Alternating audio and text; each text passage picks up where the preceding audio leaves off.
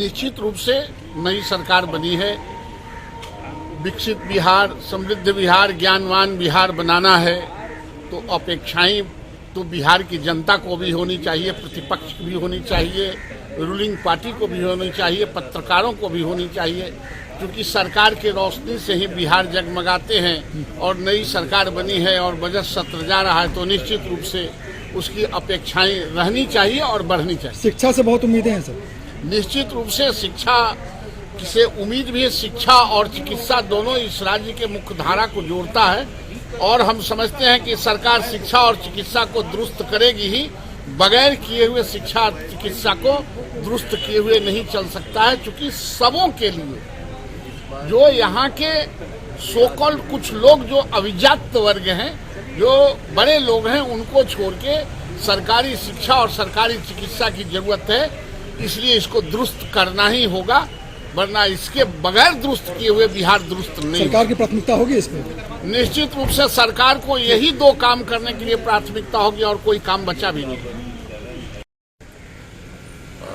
और दूसरे प्रकार के सब और सवाल, ध्यानाकर्षण, निवेदन या बहस, ये सारी चीज़ें इस सत्र में आती हैं और माननीय सदस्यों की अपेक्षा रहती है कि सरकार उनका उत्तर देगी और सदन सुव्यवस्थित चलता है तो उत्तर होते भी हैं। शिक्षा से क्या उम्मीदें हैं सर, शिक्षा के बजट से विशेष तौर पर? शिक्षा से इस बार पूरे बिहार के लोगों में उम्मीदें ज़्यादा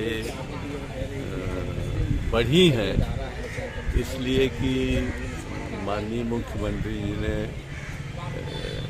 बहुत ही वरिष्ठ नेता माननीय विजय कुमार चौधरी जी को शिक्षा विभाग का प्रभार सौंपा है और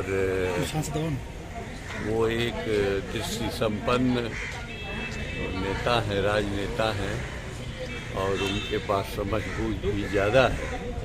इसलिए हम लोगों को अपेक्षा है कि शिक्षा में जो छोटे मोटे सवाल जो हैं उलझे हुए और नौकरशाही जो सवालों को उलझा के रखती है, ऐसे सवालों का समाधान हो जाएगा और शिक्षकों की जो समस्याएं उलझ के रह जाती हैं, जिनका प्रभाव सीधे सीधे शिक्षण पर पड़ता है, तो ये समस्याएं सुलझेंगी और जो शिक्षण व्यवस्था है, बच्चों के लिए जो शिक्षण है जिससे आउटपुट निकलने वाला है, वो भी कुछ ज़्यादा सामने आएगा तो एक राज्य के लिए अच्छी तर ही नहीं बल्कि समाधान की भी अपेक्षा रखेंगे। शिक्षा मंत्री आप रहे हैं सर, शिक्षा के बजट से क्या उम्मीदें हैं आपको?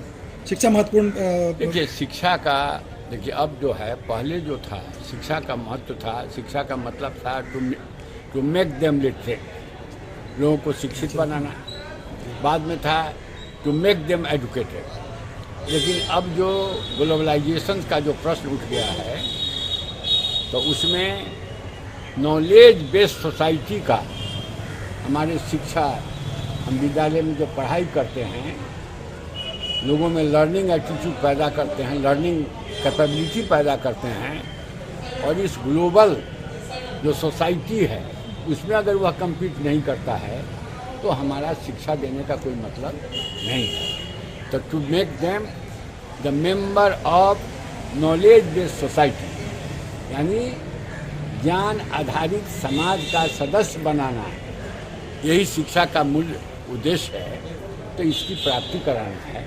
और दूसरा एक है, अंतिम कहा गया है, to be is not the aim of education only, to be associated with others, यानी आप शिक्षित होते हैं तो समाज के सभी वर्गों लोगों के साथ आप अपने को एसोसिएट करते हैं कि नहीं, यह भी एक शिक्षा है। तो आज हम देखते हैं कि एक शिक्षा में जो एक एक्सक्लूसिवनेस, यानी पढ़ा लिखा लोग समाज से अपने को अलग कर रहा है, तो आज की शिक्षा व्यवस्था को बदलने की ज़रूरत है और उसमें हम ऐसी पढ़ाई लिखाई संस्कार लोगों में पैदा करें ताकि उसमें एक्सक्लूसिवनेस नहीं बल्कि समाज से जुड़ने का भाव पैदा हो पढ़े लिखे लोगों में, और समाज की जो दुख है, दर्द है, उसके प्रति वो संवेदित हो, यह शिक्षा का उद्देश्य लेकिन सरकार तो नियोजन भी नहीं कर रही है सर, स्कूल में शिक्षक ही नहीं है, नियोजन को लटका के रखा हुआ है।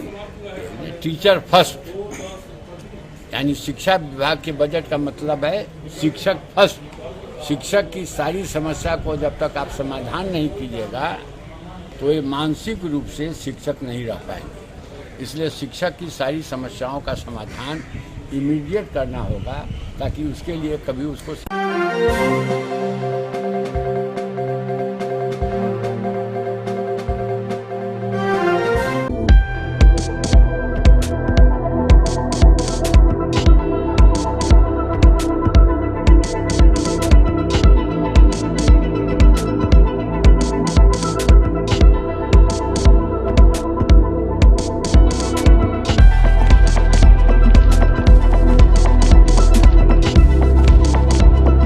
पटना का सबसे stylish Essence unisex salon, grand apartment, Fraser road, Dak Bangla road, Patna.